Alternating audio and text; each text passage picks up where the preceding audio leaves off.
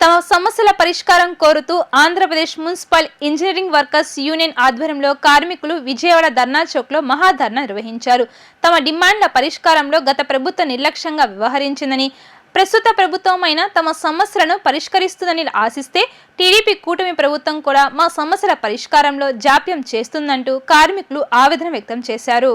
Andhra Pradesh municipal engineering workers union ఆధ్వర్యంలో municipal శాఖలో పనిచేస్తున్న ఇంజనీరింగ్ విభాగ కార్మికులు ఆందోళన నిర్వహించారు. ఈ సందర్భంగా యూనియన్ నగర ప్రధాన కార్యదర్శి పిట్ట మహేష్ బాబు మాట్లాడుతూ అత్యవసర విభాగం అయినటువంటి నీటి సరఫరా, వీధి దీపాలు, డ్రైనేజీ, ఫ్లాక్స్లు, మెకానిక్లు, టౌన్ ప్లానింగ్ మరియు ఇంజనీరింగ్ అన్ని విభాగాల వారికి టెక్నికల్గా 29,200, నాన్ టెక్నికల్ వారికి 24,500 చొప్పున అమలు చేయాలన్నారు. 10 సంవత్సరాలు పైబడిన ఇంజనీరింగ్ మున్సిపల్ కార్మికులను క్రమబద్ధీకరించాలి అన్నారు. ప్రభుత్వ సంక్షేమ పథకాలు అమలు చేయాలని, హెచ్ఆర్ పాలసీ అమలు చేయాలన్నారు. ఏపీ సిఓఎస్ రద్దు చేస్తే కార్మికులు అందరినీ పర్మనెంట్ చేయాలి అన్నారు. పర్మనెంట్ కార్మికుల వల్లే మాకు కూడా పదవి విరమణ వయస్సును ఏపీ సిఓఎస్ కార్మికులు అందరి 60 సంవత్సరాల నుండి 62 సంవత్సరాలకు పెంచాలి అన్నారు. ఇతర ఉద్యోగాల మాదిరిగా గ్రాట్యుటీతో పాటు కనీస పెన్షన్ 10,000 రూపాయలు ఇవ్వాలని, తమ డిమాండ్ల పరిష్కారంలో ప్రభుత్వం స్పందించిన పక్షంలో ఆందోళన తీవ్రతరం చేస్తామని హెచ్చరించారు. ఈ ధర్నాలో యూనియన్ నగర నాయకులు బుచ్చిబాబు, గుంటుపల్లి శేషగిరిరావు, ఎండి గౌస్, వేముల జైపాల్, పగడిపల్లి కృష్ణ తదితరులు పాల్గొన్నారు.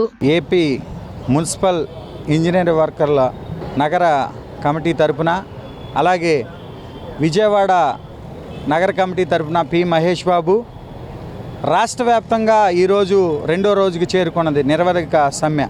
గడిచినటువంటి ప్రభుత్వాలన్నీ కూడా మోసం చేసినాయి మమ్మల్ని. ఇంజనీరింగ్ విభాగంలో చేసేటటువంటి వాటర్ సప్లై, స్ట్రీట్ లైట్లు, అలాగే పార్కులు, అలాగే చైన్ దళం, అలాగే మెకానిక్లు ఎవరైతే ఉన్నారో వాళ్ళందరికీ జీతాలు పెంచినటువంటి పరిస్థితి. గడిచినటువంటి ప్రభుత్వం ఏదైతే మమ్మల్ని మోసం చేసిందో అదే రీతిగా ఈ ప్రభుత్వం కూడా మోసం చేసే దిశగా నడుస్తుంది. మేము ఓట్లేసి ఈ ప్రభుత్వాన్ని మేము తీసుకురావడం జరుగుతుంది.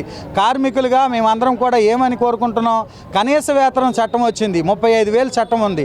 కానీ మేము ఇంజనీరింగ్ కార్మికులు అందరికీ కూడా టెక్నికల్, నాన్ టెక్నికల్ వాళ్ళకి 29,200 రూపాయలు, నాన్ టెక్నికల్ వారికి 24,500 రూపాయలు కనీస వేతనం మేము అడుగుతున్నాం. అలాగే ప్రభుత్వంలో వచ్చేటటువంటి సంక్షేమ పథకాలు మేమందరం కూడా మున్సిపల్ కార్మికులు అందరూ కూడా పర్మనెంట్ కార్మికులని ఆధార్ కార్డు కొడితే చూపిస్తుంది. అది కూడా మేము సంక్షేమ పథకాలు మేము కోల్పోయి ఉన్నాం. ఆ సంక్షేమ పథకాలు మాకు కూడా ఇప్పించాలి.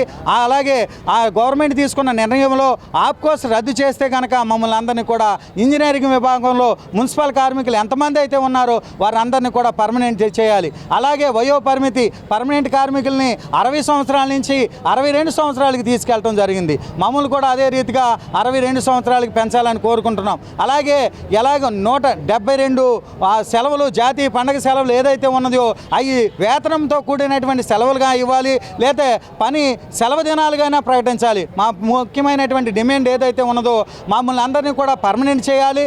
లేని పక్షంలో కనీస వేతనంలో టెక్నికల్, నాన్ టెక్నికల్ జీతమైనా ఇవ్వాలని ఈ ప్రభుత్వాన్ని డిమాండ్ చేస్తున్నాం.